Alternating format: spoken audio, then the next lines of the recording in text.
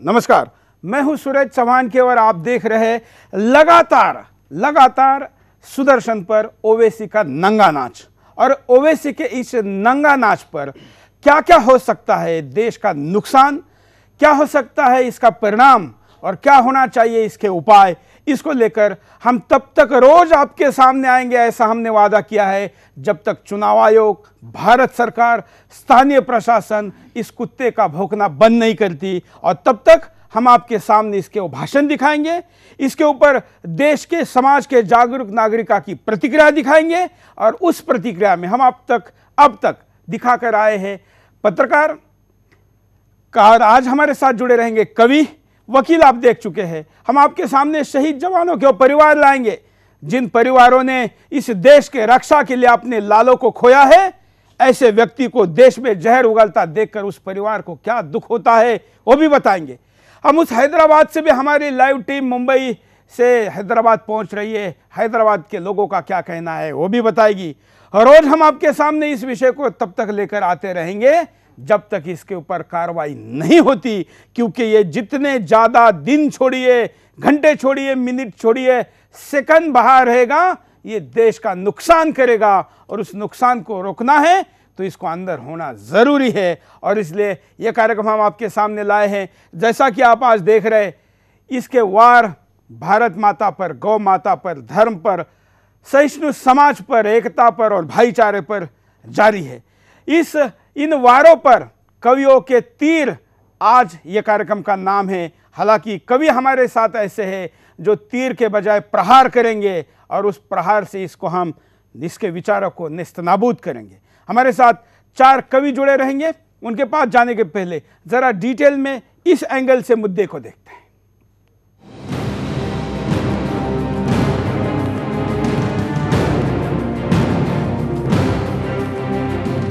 देशद्रोही और देश का गद्दार ओवैसी का नया खुलासा। सूत्रों के हवाले से खबर है कि पाकिस्तान ओवैसी की पार्टी के लिए फंडिंग करता है। जी हां, पाक सीमा पार से भारत में आतंकी भेज रहा है, तो वहीं ओवैसी जैसे देश के गद्दार देश में ही रहकर देश की बर्बादी का साजिश रच रहा है। जिहाद के नाम पर भारत के मुस्लिमों को भड़का रहा है। इतना ही नहीं, देशद्रोही और गद्दार ओवैसी के तार पाकिस्तान से भी जुड़े हैं। सूत्रों की माने तो देश में जिहाद और आतंकवाद को बढ़ावा देने के लिए पाक ओवैसी की पार्टी MIM के लिए फंडिंग करता है। अगर हम इसके इतिहास को देखें तो पाएंगे कि 1928 में उस समय के हैदराबाद के नवाब महमूद नवाज खान ने इसकी स्थापना की थी और यह पार्टी 1948 तक हैदराबाद राज्य के भारत में विलय के खिलाफ थी। वह इसका विलय पाकिस्तान में चाहता था या स्वतंत्र राष्ट्र के तौर पर रहना चाहता था, लेकिन भारत सरकार के तत्कालीन गृह मंत्री सरदार वल्लभ भाई पटेल के चलते इसके इरादे कामयाब नहीं हो सके और हैदराबाद का विलय भारतीय सेना ने भारत में करा लिया। उसके बाद नवाब को पाकिस्तान भागना पड़ा और भारत सरकार ने इस पार्टी पर प्रतिबंध लगा दिया। आजादी के बाद से 1957 तक इस पार्टी पर प्रतिबंध लगा रहा। उसके बाद ओवैसी के दादा ने इस पार्टी की दोबारा शुरुआत की। अब ओवैसी बंधु इसका नेतृत्व कर रहे हैं। क्या हैदराबाद के नवाब महमूद नवाज की तरह ओवैसी बंधुओं को भी देश की जनता पाकिस्तान जाने के लिए मजबूर नहीं कर सकती? ओवैसी जैसे गद्दार को भारत में रहने का कोई हक नहीं है। ये पाकिस्तान परस्त है और इसे पाकिस्तान में ही होना चाहिए। Bureau report, Sudarshan news. मुद्दे का तो आप लगातार इसके भाषणों को देख रहे हैं। हम लगातार इसके भाषणों के साथ इसने तोड़े हुए कानून को दिखा रहे, चुनाव आयोग के नंबर दिखा रहे और उन नंबरों पर आपको फोन करने के लिए भी कह रहे। हमारे साथ 4 कवि जुड़े हुए हैं। मनवीर मथुर जुड़े हुए हैं। मनवीर जी, आप मन के वीर है और ये तो दुष्ट मन का वीर है। इसको तो वीर भी नहीं कहना चाहिए, क्या कहना चाहिए शायद आप ज़्यादा अच्छी तरीके से बता पाएंगे। सत्येंद्र जी, सत्य पर विजय आपकी होगी या असत्य वाले की होगी, आपको तय करना है। ये आप आज बताएंगे कि असत्य की विजय काव्य की प्रतिभा से कैसे रोकी जा सकती है और सत्य की कैसे हो सकती है। संदीप हमारे साथ जुड़े, संदीप वशिष्ठ, और अमित शर्मा भी हमारे साथ जुड़े हैं, 2 युवा कवि। साथ में हैदराबाद से गीता राम हमारे साथ जुड़े रहेंगे लाइव में, हम उनके पास भी चाहेंगे, उनकी कविता भी सुनेंगे। साथ साथ में हम आपको एक इसका वो वक्तृत्व, वो वाक्य जो इस देश में दोबारा लाखों लोगों का ही नहीं बल्कि उसके जात के छोड़ के, धर्म के छोड़ के बाकी सारे लोगों को नेस्त नाबूद और सबसे बड़ा तबाही करने का वक्तव्य है, इसको सुनाते हैं। मेरे सामने ये माइक है, कल को ये माइक नहीं कुछ और था मालूम।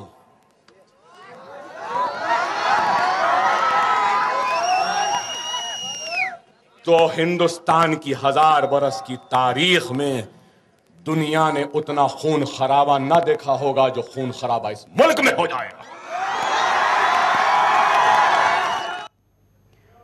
तो मैं मनवीर जी के पास चलूंगा। मनवीर जी, क्या कहेंगे? उस खून खराबे में आपका भी गला घोटने का इसका इरादा है? ये तो प्रारंभ से होता रहा है कि जो दुष्ट शक्तियां हैं, जो नकारात्मक लोग हैं, वो नकारात्मक भाषा का इस्तेमाल करते रहे हैं। लेकिन हिंदी कविता में हमारे एक बड़े कवि हैं, शायर हैं, उदय प्रताप जी, उनका एक मतलब मुझे याद आता है कि चाहे जो हो धर्म तुम्हारा, चाहे जो वादी हो, नहीं जी रहे अगर देश के लिए तो अपराधी हो। और ये जनता को भी समझना चाहिए और उन तमाम बदतमीज लोगों को भी समझना चाहिए जिनकी भाषा 65 वर्षों में या उससे पहले से अभद्र होती रही है, जो देश को बांटने का काम करते रहे हैं। बहुत सारे शायरों की बहुत सारी भाषाएं हैं। एक शायर ने कहा है कि अगर हाथों से उम्मीदों का शीशा छूट जाता है तो ख्वाबों से ही पल भर में भी पीछा छूट जाता है। अगर हम लोग थोड़ी देर लड़ना भूल जाते हैं, सियासी सूरमाओं का पसीना छूट जाता है। और ये भाषा में दिखता भी है। उसको ये लगता है कि जो अधिकार हमें मिलना चाहिए था अब तक नहीं मिला। हालांकि उन्हें यह एहसास नहीं होता कि भारत की भूमि पर अगर आप पैदा हुए हैं तो इसके प्रति आपके उत्तरदायित्व भी हैं। मैं कुछ मुक्तक जरूर पढ़ना चाहता हूं कि चला बनने खुदा का आदमी का भी नहीं होगा, चला बनने खुदा का आदमी का भी नहीं होगा, बने दिन का समर्थक रोशनी का भी नहीं होगा। ये फकत मैं ही नहीं सारा जमाना खूब कहता है, नहीं जो देश का अपने किसी का भी नहीं होगा। बिल्कुल, क्या बात है। नहीं जो देश का अपने किसी का भी नहीं होगा। और मैं हमेशा कहता रहा हूं, व्यक्ति से लड़ सकते हैं, किसी के धर्म से लड़ने की कोशिश ना करें, किसी की आस्थाओं से खिलवाड़ करने की कोशिश ना करें, क्योंकि यह भी है कि अमन गर चाहते हो आप तिल का ताड़ मत करना। अमन गर चाहते हो आप तिल का ताड़ मत करना, लड़ो तो सामने से जंग लेकर आड़ मत करना। लड़ो तो सामने से जंग लेकर आड़ मत करना। कोई घर जिद पे आया वंश तक विध्वंस कर देगा, कोई घर जिद पे आया वंश तक विध्वंस कर देगा। किसी की आस्थाओं से कभी खिलवाड़ मत करना। क्या बात है। किसी की आस्थाओं से कभी खिलवाड़ मत करना। और मैं व्यक्तिगत रूप से ओवैसी से यही कहना चाहता हूं कि तुम भारत मां के बेटे हो, यह एहसास करो। दूसरों के इशारों पर नाचने वाला आदमी, व्यक्ति कभी भी भला नहीं हो सकता।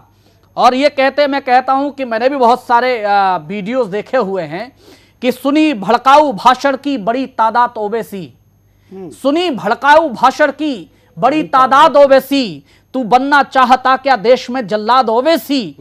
मिटे कितने ही भारत के लिए इस्लाम के बेटे, कम से कम उनके बलिदानों को तो याद करो। मिटे कितने ही मिटे कितने ही भारत के लिए इस्लाम के बेटे, तू अपने बाप की लगता नहीं औलाद ओवैसी। तू अपने बाप की लगता नहीं औलाद ओवैसी। तो मैं यही कहना चाहता हूं कि अब भी समय है, अगर सुधर जाए तो ज्यादा बेहतर है। और ये जो भाषा बार बार इस्तेमाल करता है कि सेना हटा ले, पुलिस हटा ले, हमारे एक शायर का कहना है कि मिलाकर दिलों के बीच खाई डाल देते हो। पिछली बार जब पुलिस ने पकड़ लिया था तो किस तरह रोया ही आप सबने देखा। मिलाकर दिलों के बीच खाई डाल देते हो, सुलह के दूध में अक्सर खटाई डाल देते हो। अचानक तान देते हो मुखालिस बैर की तोपें, मगर हथियार जल्दी मेरे भाई डाल देते हो। बिल्कुल, मगर हथियार जल्दी मेरे भाई डाल देते हो। जी भाई, बिल्कुल। तो आपने मनवीर जी की बात सुनी, ओवैसी के लिए खड़े शब्दों में अपनी बात और प्रहार, जैसे मैंने कहा था कि प्रहार होगा, ये प्रहार यहाँ पर किया है। हमारे साथ संदीप वशिष्ठ जुड़े हैं। संदीप जी, मैं आपके पास भी आऊँगा, लेकिन हमारे साथ अगर गीता राम जी हैदराबाद से जुड़ चुके हैं तो हम उनके पास भी चलेंगे। क्या गीता राम जी गीताराम जी के पास थोड़ी देर में चलते हैं हैदराबाद, उनका क्या कहना है। इसके साथ साथ हमारे साथ इतनी सारी वीडियो फुटेज है, मैं कवियों को बताना चाहूँगा कि हमने इसके जो भाषण निकाले हैं, अगर हम लगातार एक साल भर एक एक मुद्दा 2-2, 3-4 वीडियो इसको चलाते रहे तो भी चल सकता है। इतना जहर इसने उगाला हुआ है। हम सारा जहर नहीं दिखाना चाहते, लेकिन हम इतना जहर दिखाना चाहते हैं कि जिससे सच्चाई लोगों के सामने आए, जिससे इसके इरादे लोगों के सामने आ जाए, जिसके इसके औकात लोगों के सामने आ जाए, और इसको क्या सजा देनी है ये लोग तय कर सके। इसके लिए हमने ये मुद्दे लाए। संदीप जी के पास चलते, उसके बाद इसके कुछ और भी भाषण आपको सुनाएंगे। संदीप। आदरणीय सुरेश जी, मेरा मानना है कि हिंदुस्तान की धरती वो धरती है कि इस पर अगर कोई पैदा हो जाए तो वास्तव में वो संत और किसी उसमें श्रेणी में आ जाता है। कहीं पर हम सावरकर बंधुओं की बात करते हैं जिनकी वजह से इस देश को आज़ादी मिली, लेकिन आज ये ओवैसी बंधु कहाँ से आ गई। मैं आपको निश्चित तौर से बता देता हूँ कि दो तरह का आतंकवाद होता है, एक प्रत्यक्ष आतंकवाद और एक अप्रत्यक्ष आतंकवाद। प्रत्यक्ष आतंकवाद वो होता है कि जो हमें दिखाई देता है, जहाँ पर हथगोले चलते हैं, जहाँ पर भोली जनता मारी जाती है, जहाँ पर सीमाओं पर गोलियाँ चलती हैं, जहाँ पर खिलवाड़ होती है देश के साथ, और दूसरे हमारे आतंकवादियों को ये लोग अगर वहाँ से निकालते हैं अपने देश के लिए तो वो होता है प्रत्यक्ष आतंकवाद। लेकिन अप्रत्यक्ष आतंकवाद होता है कि तुम किसी देश की संस्कृति पर प्रहार कर दो, ओवैसी जैसे लोगों को भरण पोषण करके उन्हें पार्टी के लिए फंडिंग कर दो, तो वो दूसरे देश का आतंकवाद का एक हिस्सा है। और इस आतंकवादी, जब कभी आतंकवादी ऐसा कहेगा अपने देश में कि गाय का मांस मुझे अच्छा लगता है, मैं आपको प्रण देता हूं कि जो व्यक्ति ये कहे कि गाय का मांस मुझे अच्छा लगता है, चाहे मैं शुद्ध शाकाहारी हूं, हमें संस्कारों में यह सिखाया गया हो कि अगर चींटी मर जाए तो हम उसके लिए भी चुप हो जाते थे बचपन में रोते हुए, लेकिन अगर ऐसे व्यक्ति का मांस हमें अच्छा लगेगा, अगर हम उसका भरण पोषण कर लेंगे। कहीं पर महाभारत में दिखाया था कि शाकाहारी होते हुए भी भीम ने अगर दुशासन की छाती का लहू पी लिया था। तो मैं आपको बता दूं कि अगर ओवैसी की लहू, अगर गौ माता के लिए इसने ऐसा बोला है, अगर मेरे हाथ कहीं आ गया तो मैं इसकी छाती फाड़कर इसका लहू पी सकता हूं। मैं ओवैसी को आज कहता हूं कि चमन की बात करते हो, अमन की बात कर लो तुम, और किसी बिछड़े मुसाफिर से मिलन की बात कर लो तुम, और जमी पर आज बैठे हैं दिखा देंगे तुम्हें एक दिन, हम ही से है वतन जिंदा, वतन की बात कर लो तुम। गाय हमारी आस्थाओं का प्रतीक है। गौ माता पर हमारा देश में इतना बड़ा आंदोलन है जिसमें आपका पूरा सहयोग मिला है। और मैं बता देता हूं कि यहां गाय की महिमा को घर की माटी बतलाएगी, और जिसको हम हैं भूल चुके वो परिपाटी बतलाएगी। और तुम बस सपनों की उंगली पकड़े चलते रहते हो। अरे किसने माँ का दूध पिया, हल्दी घाटी बतलाएगी, किसने माँ का दूध पिया, हल्दी घाटी बतलाएगी। मुझे आ रहा है, मुझे संस्कारों में यह सिखाया गया है कि मैं मुस्लिम का विरोधी नहीं हूं, लेकिन मैं जो अगर देश में आतंकवादी की तरह मुस्लिम हो तो हम उसके कट्टर विरोधी हैं। कहीं मेरे पिताजी ने मुझे संस्कार में यही घुट्टी दी है कि चाहे गीता का उपदेशक, चाहे वो कुरानी हो, मैं तो उसको पूजूंगा जो सच्चा हिंदुस्तानी होगा। आदरणीय मनीषी जी ने कहीं लिखा है कि साधु संतों के हित में हिंसा भले अधूरी है, किंतु दुष्ट की खातिर हिंसा बहुत जरूरी है। अगर हमें हिंसा भी करनी पड़ेगी सुरेश जी, तो ऐसे गद्दारों को हम देश से बाहर निकाल देंगे, चाहे ये पाकिस्तान जाएं, चाहे बांग्लादेश जाएं, चाहे अपने आकाओं के पास अफगानिस्तान जाएं। जिस देश में अगर यहां पर बच्चा बच्चा खड़ा हो गया, पूरे विश्व में अगर आज यह हुआ कि आतंकवाद क्या है, आतंकवादियों की आज ये हिम्मत नहीं है कि कहीं हथगोले फेंक दें, क्योंकि आज दिल्ली की शासन पे कोई गूंगी बहरी सरकार नहीं है, आज एक शेर है। और जब शेर आ गया तो इन्होंने एक ऐसा मुद्दा छेड़ा लव जिहाद का। मैं उस पर इसलिए जाना चाहता हूं कि लव जिहाद भी एक अप्रत्यक्ष, अगर देखा जाता आतंकवाद का एक रूप है। उसमें मेरी एक ताजा रचना अभी कई अखबारों में प्रकाशित हुई है कि बांध कलावा घूम रहे जो आज यहां की सड़कों पर, हिंदू बेटी विश्वास करो ना तुम उन आतंकी लड़कों पर।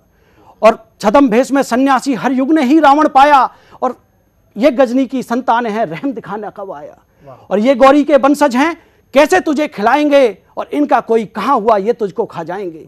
कटवा कर ये लंबी दाढ़ी चंदन का तिलक लगाते हैं, भोली सी हिंदू बेटी को बहलाते फुसलाते हैं। ये एक साजिश का हिस्सा हैं हिंदू अस्तित्व मिटाने को। मारीच आज फिर हिरण बने हैं भोली तुम्हें फंसाने को। कि मारीच आज फिर हिरण बने हैं भोली तुम्हें फंसाने को, और तुम चाहे विष पी लेना, नहीं वरण इनका करना। और जौहर ने सिखलाया हमको इज्जत की खातिर मरना। और प्रेम नहीं खूनी पंजा है मनवीर भाई, कि प्रेम नहीं खूनी पंजा है, तुम इनकी पहचान करो। मिले कोई भी जब ऐसा गीता गैया गुणगान करो, और पूछो क्या है नाम तुम्हारा और पिता दादा का नाम, और क्या है तुम्हारी आय का साधन, करते हो तुम कहां पर काम। बोलो एक बार क्या मैं सभी घर वालों से मिल सकती हूं, छूकर पैर बुजुर्गों के क्या राम राम कह सकती हूं। बस इतना करने से ही सच्चाई सम्मुख आएगी। ओवैसी की अम्मी कैसे श्री राम कह पाएगी, ओवैसी की अम्मी कैसे श्री राम कह पाएगी।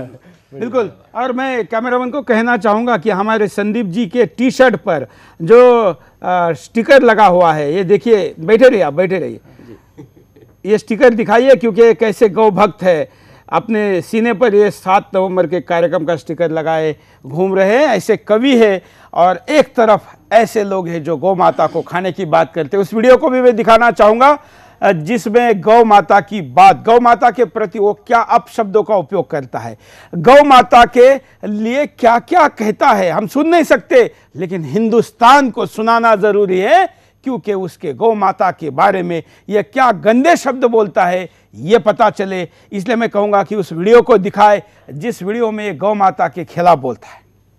कौड़ के जानवरों को पकड़ लिया, जब्त कर लिया कि ये गाय को नहीं ला सकते। मुसलमानों 2 साल तक मत खाए ना अगर हम, तो खुद ये लोग लाके हमारे दरवाजे पे बोलेंगे कि काट लो, खा लो।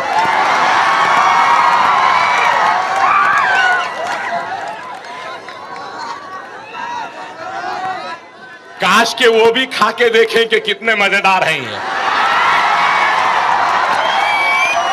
बदनसीब है, नहीं खा रही, हम क्या करेंगे, हम तो खाते आए हैं, बड़ा मजा आता है और मजे में कोई कॉम्प्रोमाइज नहीं भाई। लेकिन तुम्हारे इस मजे की सजा हिंदुस्तान और हिंदुस्तान का कानून और हिंदुस्तानी तुमको देकर रहेगा। और इसलिए सुदर्शन ने इस अभियान को चलाया है, बहुत मजे लिए, अब जरा सजा भी लेने के लिए तैयार हो। संदीप, इस कविता को ये जो आपने इसके अपशब्द देखे, जो इसकी गाली गलौज देखी, जो इसके संस्कार देखे, जो इसके प्रवृत्ति देखी, जो इसकी खानदानी वृत्ति देखी, इसके बाद आप कवि के तौर पर, एक गौभक्त कवि के तौर पर क्या कहेंगे? मैं सुरेश जी ये कहूंगा कि भारत की माटी का कण-कण कथा गाय की गाता है, कि भारत की माटी का कण-कण कथा गाय की गाता है, इसीलिए तो गाय यहां पर सकल विश्व की माता है।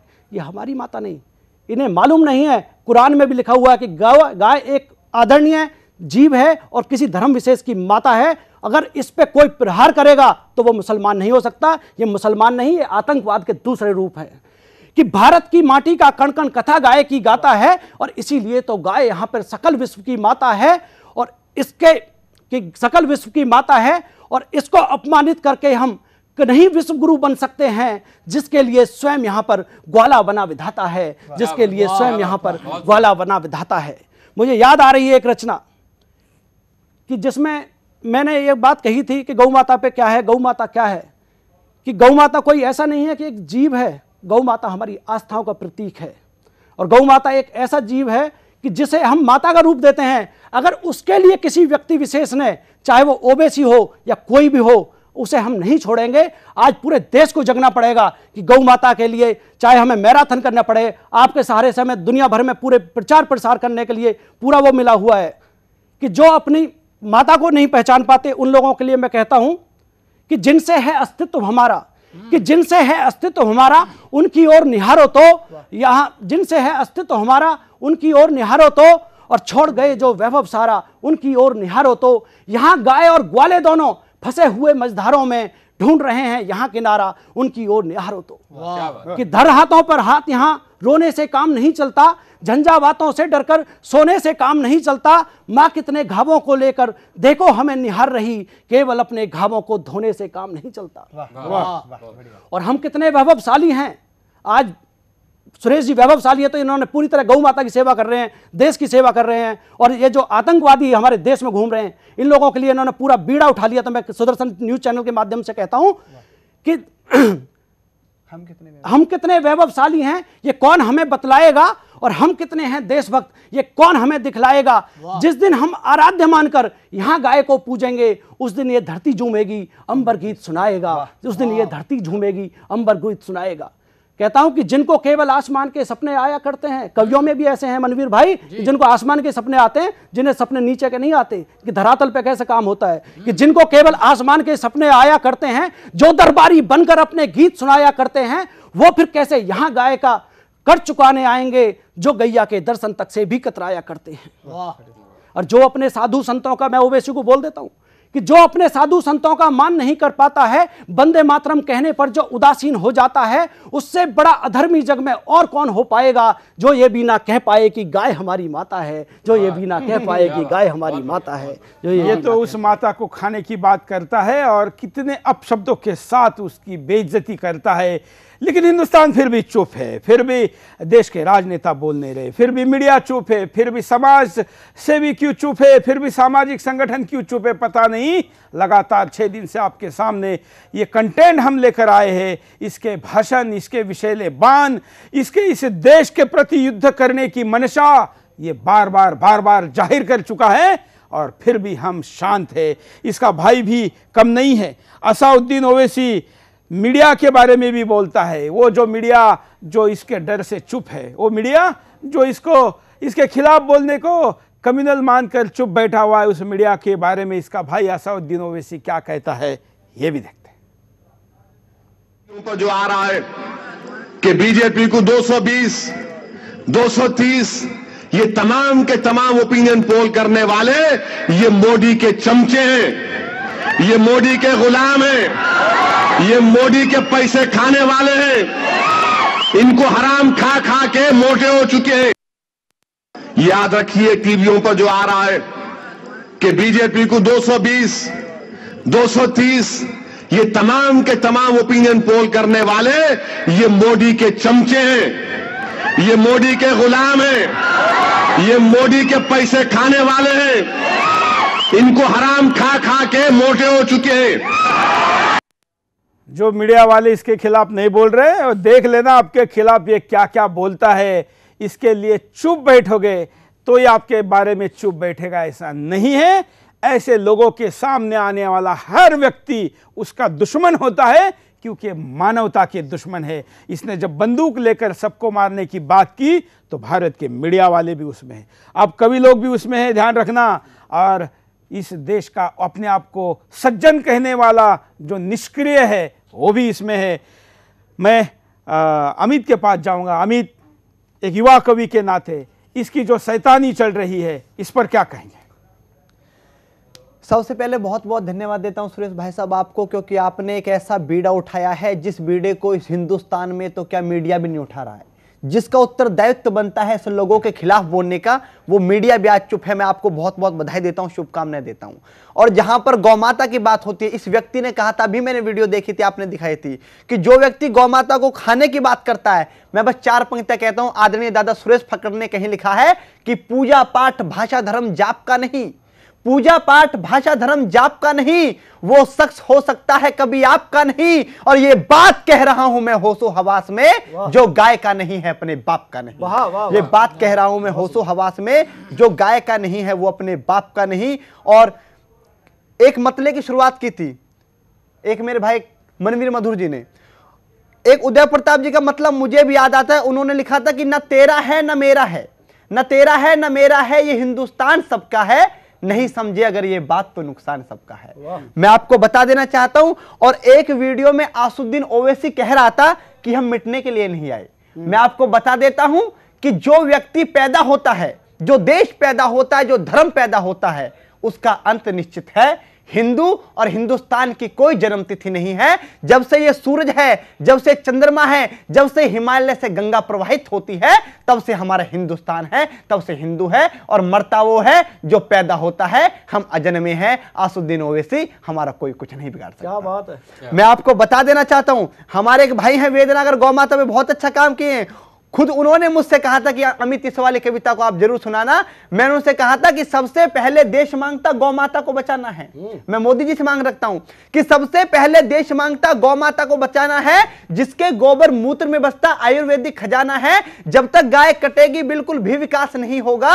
गांधी बुद्ध के देश में खूनी खेल बर्दाश्त नहीं होगा। हो रहा है बड़ी। सबसे पहले देश मांगता गौमाता को बचाना है, जिसके गोबर मूत्र में बसता आयुर्वेदिक खजाना है। जब तक गाय कटेगी बिल्कुल भी विकास नहीं होगा। गांधी बुद्ध के देश में खूनी खेल बर्दाश्त नहीं होगा। सबसे पहले देश मांगता गौमाता को बचाना है, जिसके गोबर मूत्र में बसता आयुर्वेदिक खजाना है। जब तक गाय कटेगी बिल्कुल भी विकास नहीं होगा। गांधी बुद्ध के देश में खूनी खेल बर्दाश्त नहीं होगा। गाय की गर्दन को जब कत्ल खानों में मरोड़ा जाता है, 33 कोटि देवों वाला मंदिर तोड़ा जाता है। हिंद के पुत्रों द्वारा बोटी नोच डाली जाएंगी। जहां बने हैं कत्ल खाने वहां गाय पाली जाएंगी। क्या बात है। जहां बने हैं कत्ल खाने वहां गाय पाली जाएंगी। गौ माता की तरफ अगर अब भी आरा जाएगा, गाय काटने वालों को तड़पाकर मारा जाएगा। सभी देव है जिसके अंदर जिंदा वो देवाल चाहिए। सभी देव है जिसके अंदर जिंदा वो देवाल चाहिए। कैबिनेट के अंदर अब हमको भी गौ मंत्रालय। क्या बात है। कैबिनेट के अंदर चलिए, और इसके साथ हम छोटा सा एक ब्रेक लेते हैं। ब्रेक के बाद दोबारा आएंगे। ओवैसी के नंगा नाच का बहुत कुछ अभी देखना है। ब्रेक के बाद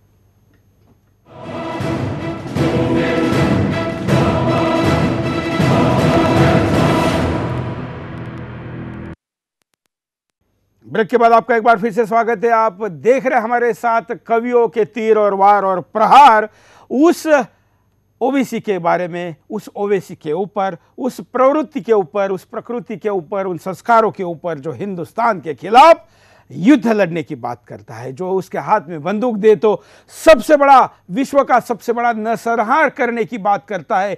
जो अपने भाषणों से, जो अपने गंदे शब्दों से देश में खुशहाली और लोगों में अच्छे संस्कार देने के बजाय जो अपने शब्दों से देश में भेद निर्माण करता है, ऐसे व्यक्ति के बारे में कवि क्या सोचते हैं, हम आपके सामने उनको लेकर आए हैं। हमारे साथ हैदराबाद से भी कवि जुड़ गए, गीता राम जी। गीता राम जी, क्या कहेंगे? आप खुद हैदराबाद में हैं, देश तो इनको कभी कभी सुनता है, आप तो हमेशा सुनते होंगे, क्या कहेंगे? जी सर। हाँ, सर्वप्रथम मैं सूर्यजन चाइना के चेयरमैन सुरेश जी चौहान जी को प्रणाम करता हूँ। और कविता इस प्रकार है। कैसा ये पागलपन है, कैसी ये लाचारी है, भारत देश की मूल प्रजा शरणागतों से मारी है। जो हिंदू हितों की बात करे सांप्रदायिकता कहलाता है। जो गद्दारों के तलवे चाटे धर्मनिरपेक्ष कहलाता है। मजहब की कट्टरता प्यारी भारत दुश्मन लगता है। दुनिया वाले जिसे ठुकरा दे वो इस देश में चलता है। बिन पेंदे के मजलिसी नेता देशद्रोह पनपाता है। जो गद्दारों के तलवे चाटे धर्मनिरपेक्ष कहलाता है। मातृभूमि के हत्यारों को क्यों इतना सर चढ़ाते हो? कोई मुस्लिम से भी पूछो क्यों अपनी संख्या बढ़ाते हो? अल्पसंख्यकों की आड़ में कौन इन्हें हलाता है? जो गद्दारों की तलवे चाटे धर्मनिरपेक्ष कहलाता है। मजहब की कट्टरता प्यारी राष्ट्र प्रेम क्यों बौना है? इनकी करतूतों से विश्व का दुखी कोना कोना है। राष्ट्र धर्म की बात को लेकर क्यों मुस्लिम जगत तन जाता है? जो धर्मनिरपेक्ष की तलवे चाटे धर्मनिरपेक्ष कहलाता है। कश्मीर की पीड़ा की कोई गद्दार नहीं समझ सकता है। धर्मनिरपेक्ष नपुंसकों से भारत चमक नहीं सकता है। जो राष्ट्र वेदना के गीतों का सम्मान क्यों नहीं करते हैं? जो गद्दारों की तलवे चाटे धर्मनिरपेक्ष कहलाता है। चलिए, धन्यवाद गीताराम जी। हमने गीताराम जी को लाइव कनेक्शन में लिया। भले ही बैंडविड्थ कम थी, लेकिन उनके मन के इरादे बुलंद थे और हैदराबाद से कोई ओवैसी के खिलाफ ए भी कहने को तैयार है तो हम उसके लिए कैमरा भेजने को तैयार है, क्योंकि उसके दहशत में कोई बोलने को तैयार नहीं। वहाँ कोई कविता कहता है तो उसके लिए हम अपनी ओबी वैन भेजने को तैयार है। हम ओवैसी को भी कहेंगे कि इस कार्यक्रम में लाइवा, अगर हिम्मत है तो अपने कुतर्कों का तर्कों के साथ जवाब देकर दिखा, हम तेरे से बात करने के लिए तैयार है। लेकिन पिछले 4 दिनों से हमने ओबी वैन इसके हर उस पते पर भेजी जहां पर ये मिल सकता है, लेकिन अब तक सामने नहीं आया है। अभी भी टाइम है सुधरने का या देश से माफी मांगने का। उसके बाद सजा को माफ करना है कि नहीं तय करेंगे। लेकिन इसके सिवा तेरे पास कोई विकल्प नहीं है। हमारे साथ सत्येंद्र सत्यार्थी जी है। सत्यार्थी जी, हमने देखा किस तरह से जहर उगला जा रहा है देश के लिए, हमारी संस्कृति के लिए। और सबसे पहले 2 पंक्तियों से मैं शुरू करना चाहूँगा कि हिंदू को गाली देकर बना रहा है ठाट, सारी चीजें बांट ली, माँ को तो मत बांट। हमारी भारत माता है, उसको तो मत बांटो। और फिर मैंने कहा उसे कि राजनीति के खेल में चलता चुन चुन दाव, टूटा अपना सब्र तो उखड़ पड़ेंगे पाँव। टूटा अपना सब्र तो उखड़ पड़ेंगे पाँव। और हम क्या कर रहे हैं, तुम क्या कर रहे हो, उसके बारे में कुछ पंक्तियां देखें कि मंदिर संग मजार पे टेके हमने माथ, जब तुम पीड़ा में रहे हम थे तेरे साथ। और हमारा और तुम्हारा देखो कहाँ क्या क्या चल रहा है अंतर्द्वंद्व, कि हमने कब रहमान को गाली दी ये बोल। तुम हिंदी देवी देवताओं को गाली दे रहे हो, क्या हमने कभी ऐसा काम किया? नहीं। हमने कब रहमान को गाली दी ये बोल, तू ऐसा ही कर रहा बजा बजा के ढोल, और बजा बजा के ढोल दे रहा सबको गाली, कुछ वोटों के चक्कर में गिरता तू नाली। कह सत्येंद्र सुधर जा अब ना कर नादानी, और वरना इतनी मार पड़े याद आए नानी। और फिर मैंने उन लोगों के लिए 4 पंक्तियां लिखी है जो लोग उसका साथ दे रहे हैं, जो उसकी जयकार लगा रहे हैं। उन्हें मैंने 4 पंक्तियां दी है कि रावण का नाम हमने तो आदर से ना लिया। हमारे समाज में भी रावण और कंस जैसे लोग हुए, हमने कभी आदर से उनका नाम नहीं लिया, कभी साथ नहीं दिया। कि रावण का नाम हमने तो आदर से ना लिया, उस कंस को जरा सा भी सम्मान ना दिया, फिर क्यों मिले हो एक राष्ट्र 2 ही तत्व से, जिसने कभी भी हिंद का सम्मान न किया। एक प्रश्न मैंने छोड़ा है उस समाज पर जो समाज इसका साथ दे रहा है। और फिर मैंने राजनीति के नाम लिखा है, भारतीय राजनीति के नाम। आदरणीय चौहान साहब ने कहा जो मूक है और देख रही है सब कुछ हो रहा है ऐसा, तब मैंने 4 पंक्तियां दी एक छंद के माध्यम से कि जाति पाति धर्म भाषा की दीवार ढाहने को देश में समान हर नीति होनी चाहिए। जाति पाति धर्म भाषा की दीवार ढाहने को देश में समान हर नीति होनी चाहिए। अनाचार दुराचार भ्रष्टाचार खात्मे को संस्कार युक्त हर रीति होनी चाहिए। और दूसरों को त्याग दया धर्म की हो सीख देना, स्वयं की भी सदा इनमें प्रीति होनी चाहिए। और हिंद की जो आन बान शान का हो प्रश्न, वहां राजनीति नहीं राष्ट्रनीति होनी चाहिए। राजनीति नहीं राष्ट्रनीति होनी चाहिए। तो आज एक राष्ट्रनीति की जरूरत है। राजनीति बहुत हो चुकी और उस राजनीति के चक्कर में हमने बहुत कुछ खोया है।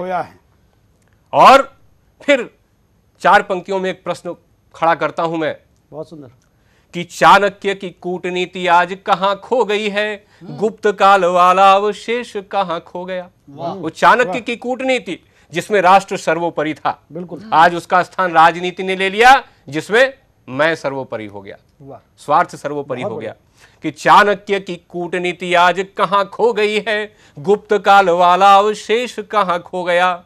और वाल्मीकि तुलसी के राम कहां खो गए हैं, गीता वाला कृष्ण उपदेश कहां खो गया। और नेताजी सुभाष वाली फौज कहां खो गई है, बलिदानियों का क्रांति वेश कहां खो गया। और त्याग तप दया धर्म का जो पाठ पढ़ता था, ऐसा अनुपम हिंद देश कहां खो गया। बात है भैया, ऐसा अनुपम हिंद देश क्यों खो गया है? ऐसे लोगों के कारण, ऐसे राक्षसों के कारण जो ऐसे जहरीले बयान देते फिर रहे हैं। उस देश को पुनर्स्थापित करना है तो फिर 4 पंक्तियां मुझे अपनी याद आती है कि ढूंढता हूं पृथ्वीराज वाला वो अचूक तीर, झांसी की रानी की तलवार ढूंढता हूं मैं। ढूंढता हूं पृथ्वीराज वाला वो अचूक तीर, झांसी की रानी की तलवार ढूंढता हूं मैं। और आत्मसम्मान ढूंढता हूं वो प्रताप वाला, चंद्रगुप्त मौर्य वाला वार ढूंढता हूं मैं, बात है। और शत्रुओं की नाक में नकेल कस डाले ऐसा शिवाजी का गुरिल्ला प्रहार ढूंढता हूं मैं, और जिसे देखकर शत्रुओं के होश उड़ते हो शेखर भगत अवतार ढूंढता हूं मैं। आज फिर उस चंद्रशेखर और भगत सिंह की आवश्यकता है जो हिंद के ऐसे दुश्मनों का, ऐसे गद्दारों का खात्मा कर सके। बिल्कुल। और 4 पंक्तियां चलते चलते मैं देता हूं स्वागत भी है। सारे हिंद के दुश्मनों के नाम, कि हिंद में जो खेलते हैं हिंसा का घिनौना खेल, उन आतताइयों को जड़ से मिटाना है। बिल्कुल, जड़ और से। जस यस। हिंद में जो खेलते हैं हिंसा का घिनौना खेल, उन आतताइयों को जड़ से मिटाना है। जैश लश्कर तालिबान या मुजाहिदीन, सब राक्षसों को हिंद भूमि से भगाना है। और शांति क्षमा वाले वस्त्र को उतार कर वीर बांकुरों को शत्रुओं के रक्त से नहाना है। और लातों के भूतों को बातों से नहीं मनाया जाता, यह खुलेआम सरकार को बताना है। यह खुलेआम वाह, सरकार बिल्कुल बिल्कुल, को मैं आपसे बताना है। 100% सहमत हूं कि ये लातों के भूत है, ये बातों से नहीं मानेंगे, लेकिन इसकी बातें हम इसलिए दिखा रहे हैं कि हिंदुस्तान जागना चाहिए, उसको पता होना चाहिए कि उसके दुश्मन क्या बोल सकते हैं, उसके साथ क्या हो सकता है। हालांकि अब हिंदुस्तान को दुनिया के तरफ देखकर, इंटरनेट पर, यूट्यूब पर आने वाले खबरों को देखकर, दुनिया के मीडिया को देखकर ये पता है कि ISIS अगर सत्ता में आती है, सत्ता में आने के लिए क्या करती है और सत्ता में आने के बाद क्या करती है। तालिबान जैसी सत्ता अगर आती है तो वहां पर महिलाओं के क्या हाल होते हैं। अगर तालिबान जैसी सत्ता आती है तो वहां के टीवी चैनल तो छोड़िए, रेडियो भी बंद हो जाते हैं, वहां के स्कूल बंद हो जाते हैं, वहां की तमाम वो अभिव्यक्ति की आज़ादी छीनी जाती है जो हिंदुस्तान लगातार लाखों सालों से जीता आया है। यहाँ पर राजा के खिलाफ भी सवाल उठाने की आज़ादी है, लेकिन ये तो उस हिंदुस्तान के खिलाफ ही सवाल उठा रहा है, हिंदुस्तान को ही चैलेंज दे रहा है। ऐसे व्यक्ति के खिलाफ चुनाव आयोग में कंप्लेंट करने के लिए हम आह्वान कर रहे हैं। स्क्रीन पर उसके नंबर भी चला रहे, साथ साथ में कुछ सामाजिक संगठन और राजनीतिक दलों को भी इसके खिलाफ चुनाव आयोग में जाके कंप्लेंट करने के लिए हमने कहा। तो आज हिंदू महासभा ने चुनाव आयोग में कंप्लेंट किया है, उनकी ये बाइट और कुछ विजुअल हम आपको दिखाते हैं। आज हमने निर्वाचन आयोग को ऑल इंडिया मजलिस इत्तेहाद मुस्लिमीन यानी AIMIM के खिलाफ अखिल भारत हिंदू महासभा की तरफ से आज हमने मांग की है कि इसको प्रतिबंधित किया जाए और इनके नेताओं पर कानूनी कार्रवाई की जाए। इन्होंने हमारी हिंदू और सनातनी धार्मिक मान्यताओं को आहत किया है और इस राष्ट्र को बांटने की कोशिश की है। हमने मांग की है कि इस पर प्रतिबंध लगाकर भविष्य में चुनाव लड़ने पर भी प्रतिबंध लगाया जाए और इन पर मुकदमा चलाकर इनको राष्ट्रद्रोह के केस में जेल में बंद किया जाए। ये प्रतिक्रिया दी है हम अन्य दलों को भी, देश के तमाम राष्ट्रवादी दलों को, देश प्रेमी दलों को अपने अपनी जगह पर चुनाव आयोग को अप्रोच करने के लिए कहते हैं। अगर आप एक व्यक्ति भी है तो भी आप कंप्लेंट कर सकते हैं। हम स्क्रीन पर उस ऐड को भी लगातार दिन भर चला रहे, यहाँ पर भी मैं चलाने के लिए कहूँगा, जिसमें चुनाव आयोग का नंबर है और चुनाव आयोग के ईमेल आईडी भी दिए हुए हैं। जो चुनाव आयोग के सबसे बड़े पदाधिकारी है उनका भी ईमेल आईडी हमने दिया है। हम आपके सामने वो ऐड भी चलाएंगे, बीच बीच में वो नंबर भी आपके सामने दिखाएंगे, उसके जिस नंबर पर एक देश का आम आदमी फ़ोन करके अपनी बात कह सकता है। आप सोशल मीडिया में इसकी प्रतिक्रिया दे सकते हैं, आप अपने गली चौराहे पर इसकी प्रतिक्रिया दे सकते हैं। सारे प्रकार के संवैधानिक अधिकार आपको जो भारत का संविधान देता है वो इसके खिलाफ उपयोग में लाने के लिए हम आपको कहेंगे। आप जो भी प्रतिक्रिया देंगे उसको हम तक भेजिए, हम उसको स्क्रीन पर दिखाएंगे, चैनल पर दिखाएंगे, हमारा फेसबुक पेज सुदर्शन न्यूज़ पर भी दिखाएंगे। मैं सारे कवियों को ये भी बताना चाहूँगा कि ओवैसी के मदद में लगता है अब पाकिस्तान शायद आगे आ गया है, क्योंकि सुदर्शन के सारे जितने भी साइबर आइडेंटिटी है उस पर पाकिस्तान ने हमला बोलना शुरू किया है। और हमारे वेबसाइट, हमारे सोशल मीडिया के पेजेस, हमारे ट्विटर अकाउंट, इस पर पिछले जो कई हमले हुए उनमें से 100 हमलों में 70 हमले पाकिस्तानी IP एड्रेस से हुए हैं, जो हमारे साइट पर हैक करने की कोशिश की गई, लेकिन हमारे IT के जो रक्षक है वो कुछ इनको करने नहीं दिया। हालांकि मेरा व्यक्तिगत जो निजी फेसबुक अकाउंट है उसको ज़रूर हैक किया गया, लेकिन हमने तुरंत उसको ब्लॉक करके इस पर गलत कंटेंट इनको डालने से रोका है। अभी भी अकाउंट बंद है, इसका मतलब इन्होंने हम पर साइबर हमले शुरू किए हैं। ऐसे दुष्कृत्य करने के लिए पाकिस्तान इसको साथ देता है, इसका मतलब पाकिस्तान का कुछ तो फायदा ये करता होगा, इसका मतलब पाकिस्तान का कुछ तो हित इसके बातों से सत्ता होगा, और इसका मतलब हम जो कर रहे हैं, जो दिखा रहे हैं, इससे पाकिस्तान का कुछ ना कुछ नुकसान जरूर होता होगा। पाकिस्तान के लिए यहाँ पर हरियाली भरी जमीन तैयार करने का काम करने वाले तमाम संगठन यहाँ पर चल रहे हैं, कभी मुशायरे के नाम पर, कभी कविताओं के नाम पर, कभी पत्रकारिता के नाम पर, कभी धार्मिक कार्यक्रमों के नाम पर, तो कभी इसके जैसे राजनीतिक भाषणों के नाम पर ऐसी गंदगी फैलाते हैं जो इस देश में तालिबान और ISIS आने के लिए यहाँ पर फसल बनाने के लिए ज़मीन तैयार कर रहे हैं। इन भाषणों को इतने आसानी से, इतने लाइटली और केवल राजनीतिक प्रत्यारोप आरोपों में ना लेना, इसको गंभीरता के साथ लेना, क्योंकि इस देश का विभाजन होने के पहले जिन्ना ने जब भी इस देश में माहौल बनाने के लिए जो जो किया था, वो सब कुछ ओवैसी बंधु आज भारत में कर रहे हैं। तब जिन्ना को विरोध करने के लिए कोई चैनल नहीं होगा, लेकिन आज हम हैं, आप है, इस पीढ़ी में जीने वाले सारे लोग हैं। कुछ करिए। स्क्रीन पर जो नंबर चल रहा है ये चुनाव आयोग के नंबर है, ऑफिशियल टाइम में इस पे कॉल करिए। ये जो संपत है, VS संपत, उनका ईमेल ID चल रहा है। इस देश के लाखों करोड़ों लोगों के ईमेल इनके पास जाने चाहिए, फोन इनके पास जाने चाहिए। कोई राजनीतिक दल अपने स्वार्थ के लिए भले ही चुप बैठा हो, हिंदुस्तान बोल रहा है, बेखौफ होकर बोल रहा है, बिंदास होकर बोल रहा है, ये संदेश जाना चाहिए। इसलिए इस नंबरों पर भी आप फोन करिए।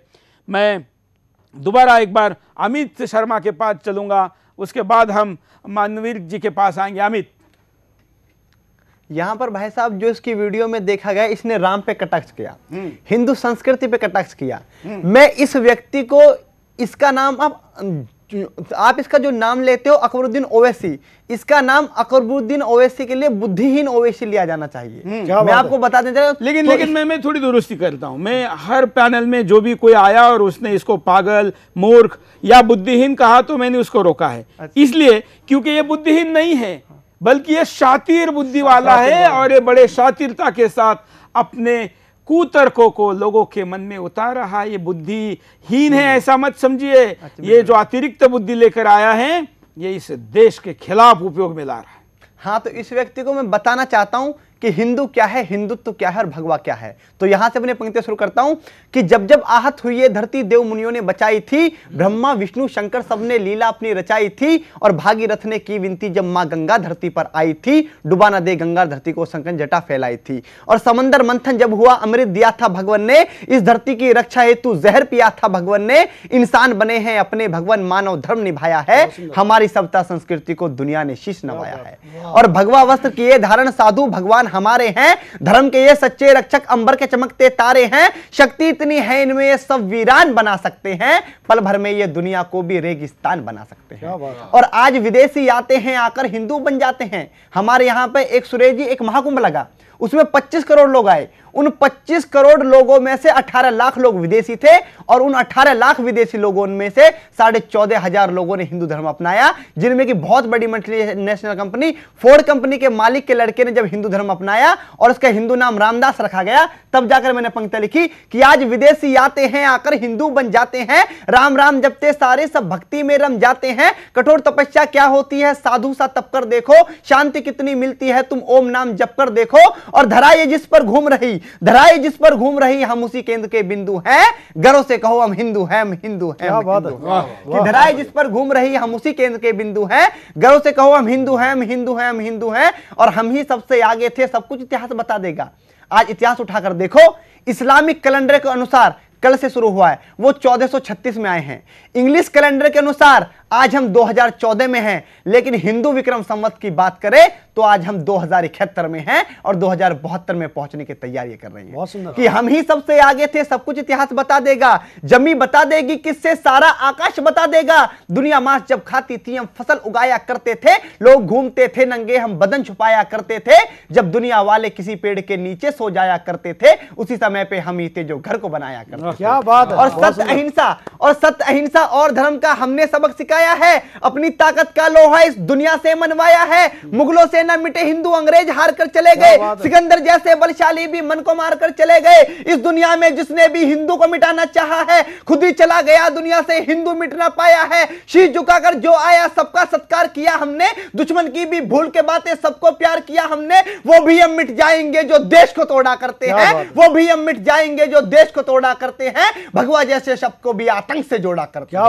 वो भी हम मिट जाएंगे जो देश को तोड़ा करते हैं। भगवा जैसे शब्द को भी आतंक से जोड़ा करते हैं। अपने साधु संतों का मान और सम्मान है भगवा।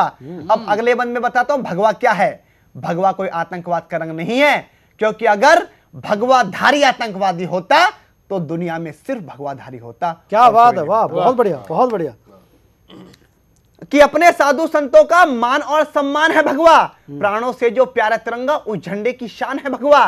चंदा जब जब आता है रंग भगवा का लाता है, सूरज के अंदर देखो तो भगवा ही लहराता है। भगवा अपना जीवन है, भगवा अपनी पहचान है। अमेरिका जैसे देशों में भी भगवा का गुणगान है। भगवा का सम्मान ही पूरे देश का सम्मान है। भगवा से ही हिंदू है, भगवा से हिंदुस्तान है। भगवा से ही हिंदू है, भगवा से हिंदुस्तान है। श्री राम के तन पर था जो उसको भगवा कहते हैं।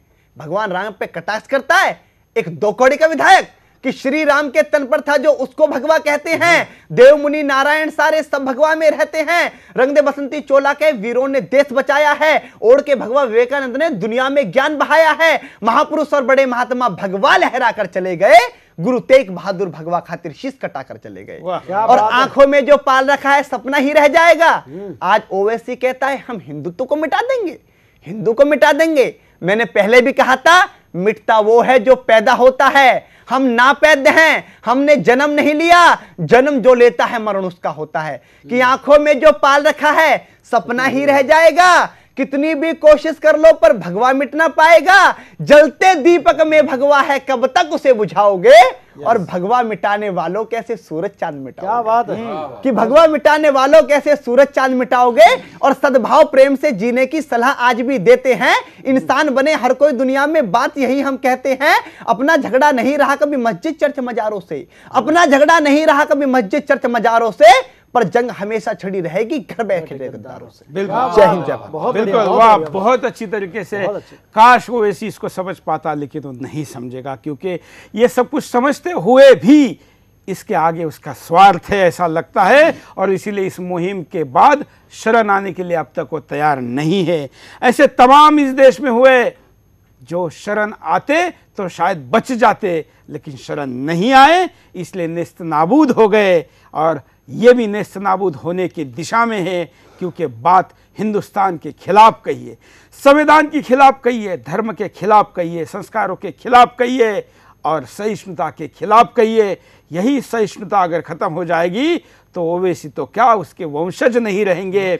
लेकिन हम उन असंवैधानिक बातों को कहते नहीं, क्योंकि हमें अपना इतिहास और संस्कार ऐसे सिखाते नहीं। हम चलते हैं मनवीर जी के पास। जी सुरेश भाई जी, मैं एक बात ज़रूर कहना चाहता हूँ। इस्लाम के ही एक बड़े शायर हुए अल्लामा इकबाल, उन्होंने हिंदुस्तान के बारे में कहा था कि यूनान, मिस्र, रोमा सब मिट गए जहाँ से, बाकी मगर है अब तक नामो निशान हमारा। कुछ बात है कि हस्ती मिटती नहीं हमारी, सदियों रहा है दुश्मन दौरे जहाँ हमारा।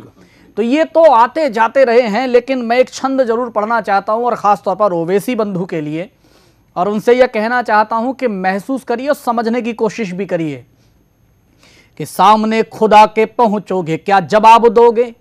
कोई नेक काम कर लेते जिंदगानी में, सामने प्रभु के पहुंचोगे क्या जवाब दोगे। कोई नेक काम कर लेते जिंदगानी में, सामने खुदा के पहुंचोगे क्या जवाब दोगे। कोई नेक काम कर लेते जिंदगानी में, खलनायकी का किरदार ही निभाते रहे, खुश हो सदैव रक्त रंजित कहानी में। आपस में भारती के लाडले भिड़ाए खूब, कमी नहीं छोड़ी आपने भी मनमानी में। रहते यहाँ पे इसको ही तोड़ने की बात, शर्म हो तो डूब मरो चुल्लू भर पानी में। रहते यहाँ पे इसको ही तोड़ने की बात, शर्म हो तो डूब मरो चुल्लू भर पानी में। और मैं अपने तमाम देवी देवताओं को, जिनके चित्र अगर आप देखेंगे तो हथियार लिए हुए हैं, मैं कहता हूं कि सेक्युलर होना बुरा नहीं है, धर्मनिरपेक्ष होना बुरा नहीं है, लेकिन उसका अतिरेक बुरा होता है। अति सब जगह बुरी होती है। मैं केवल पूरे देश से, राजनीति से, कानून से, सबसे एक ही बात कहना चाहता हूं कि अंतर तक दहते आए हैं। हमें आजादी के 67 वर्ष बाद यह भाषा सुनने को मिलेगी कि अंतर तक दहते आए हैं, लाभा से बहते आए हैं, अनुयायी बने अहिंसा के हम क्या क्या सहते आए हैं, अनुयायी बने अहिंसा के हम क्या क्या सहते आए हैं। यदि शालीन नहीं बनते ना ही आतंक सहा होता, यदि शालीन नहीं बनते ना ही आतंक सहा होता, तो निश्चित ही भारत का नक्शा कुछ और रहा होता, तो निश्चित ही भारत का नक्शा कुछ और रहा होता। अंतर तक दहते आए हैं। प्रश्न ये उठता है, लोग कहते हैं हमारी आयु ऐसी है कि हमें प्रेम करना चाहिए, पर प्रश्न यह भी है कि आखिर क्या वो परिस्थितियां, स्थितियां वैसी हैं? मैं एक छंद निवेदन करना चाहता हूं कि हमें आग की बात करनी क्यों पड़ती है कि चाहते कि बने ईश सत्ता के ये मठाधीश, इनके चरित्र पे जो दाग देखते नहीं। और ओवैसी की भाषा जो है कि चाहते कि बने ईश सत्ता के ये मठाधीश, इनके चरित्र पे जो दाग देखते नहीं, जिनके सुनाने से हो हाहाकार हर और स्वर साधना में ऐसे राग देखते नहीं। अपने ही घर को जो खाक करने पे तुला, घर का अगर वो चिराग देखते नहीं। हम भी तो मीत फिर प्रीत के पुजारी होते, आप किसी लेखनी में आग देखते नहीं। हम भी तो मीत फिर प्रीत के पुजारी होते, आप किसी लेखनी में आग देखते नहीं। राष्ट्रभक्ति की ज्वाला में यदि इनका स्वार्थ दहा होता, राष्ट्रभक्ति की ज्वाला में यदि इनका स्वार्थ दहा होता, तो निश्चित ही भारत का नक्शा कुछ और रहा होता। अंतर तक दहते आए हैं। और मैं कहता हूं कहीं ना कहीं वो तमाम तथाकथित जो राजनेता हैं, जो सेक्युलर अपने आप को मानते हैं, और वो जनता भी जो ऐसे बदतमीज अभद्र लोगों को चुनकर ले आती है, चाहे वो विधायक बना हुआ हो, चाहे वो सांसद बना हुआ हो। मैं केवल इतना सा उस जनता से कहना चाहता हूं कि किसी अंधे को जो यदि रेबड़ियां सौंप दोगे, अपनों में बांटने की आदत न जाएगी। किसी अंधे को जो यदि रेबड़ियां सौंप दोगे, अपनों में बांटने की आदत न जाएगी। जिसने कभी भी शास्त्र ज्ञान प्राप्त न किया हो, बकवास छांटने की आदत न जाएगी। बचपन से ही झूठ बोलना जो सीखा, हर बात से ही नाटने की आदत न जाएगी। कितने ही भोग आप कुत्तों को लगाएं, किंतु जूठन को चाटने की आदत न जाएगी। कितने ही भोग आप कुत्तों को लगाएं, किंतु जूठन को चाटने की आदत न जाएगी। स्वार्थ सिद्ध ठुकरा कर हमने भी यदि सत्य कहा होता। और यहां बोल रहे हैं, एक शेर भी सुन ले कि सच कहने की हिम्मत रखते हैं हम, दुनियादारी की कला नहीं रखते। आवाज तल्ख है, तीखी है तो है, हम दो स्वर वाला गला नहीं रखते। क्या बात है, बहुत सुंदर, वाह वाह मनोज भाई। कि तो निश्चित ही भारत का नक्शा कुछ और रहा होता। अंतर तक दहते आए हैं। और आदरणीय चाहवान जी, मैं ये बताना चाहता हूं कि करना क्या पड़ेगा, और अंततः यही करना पड़ेगा, ये मैं निश्चित कहना चाहता हूं राजनीति से भी और सारी जनता से, कि धोखा कहीं दे न जाए धारहीन हथियार, जितना हो शीघ्र उसे धार देनी चाहिए। धोखा कहीं दे न जाए धारहीन हथियार, जितना हो शीघ्र उसे धार देनी चाहिए। बार बार झगड़े को आतुर हो कोई, उसे करने लड़ाई आर पार देनी चाहिए। बार बार झगड़े को आतुर हो कोई, उसे करने लड़ाई आर पार देनी चाहिए। कोई कार्य करते समय यदि बैल कहीं नखरे दिखाए, पैनी आर देनी चाहिए। झूठ ना कहावत जरा भी ये बुजुर्गों की, पागल हो श्वान गोली मार देनी चाहिए। कि झूठ ना कहावत जरा भी ये बुजुर्गों की, पागलों हो श्वान गोली मार देनी चाहिए। जाफर जयचंदों के बदहित हमने शस्त्र गहा होता। जाफर जयचंदों के बदहित हमने शस्त्र गहा होता, तो निश्चित ही भारत का नक्शा कुछ और रहा होता। अंतर तक दहते आए हैं। बहुत सुंदर, बहुत अच्छी बात यहाँ पर कवियों ने कही है। और हमारी ये भारत की संस्कृति है, संस्कार है कि हम तुझ जैसे कमीने शब्दों को भी विभिन्न प्रकार के प्रतिभाओं से जवाब देते हैं। हिंदुस्तान जिस भाषा में समझना चाहता है उन सारी भाषा में समझाने का प्रयास करेंगे, लेकिन तेरे खिलाफ, तेरे जैसे प्रवृत्ति के खिलाफ हम हिंदुस्तान को जगा कर छोड़ेंगे। हम वो सब कुछ करेंगे। यहाँ पर वकील लाए, पत्रकार लाए, कवि लाए, हम शहीद जवानों के वीर पत्नियों को लाएंगे, वीर माता पिताओं को लाएंगे। हम यहाँ पर उस सीमा पर लड़ने वाले जवानों को लाएंगे, पुलिस की ड्यूटी करते हुए अपने हाथ पैर गंवाने वाले उन वीरों को लाएंगे। हम यहाँ पर समाज के उस हर तबके को लाएंगे और बताएंगे कि इसके भाषणों से उसके मन को कितना छलनी किया है। समाज का हर क्षेत्र बोल सकता है ये हिंदुस्तान को दिखाना है, और इसलिए ये सारा प्रपंच रोज हम आपके सामने लेकर आए हैं। 3 दिन हम आपके सामने बिंदास, और बचे हुए दिनों में हम आपके साथ ऐसा पैनल लेकर आएंगे। फिर दोहराता हूं, तब तक जब तक इसके पार्टी के खिलाफ और इसके खिलाफ कार्रवाई नहीं होती। आज के लिए इतना ही। जय हिंद।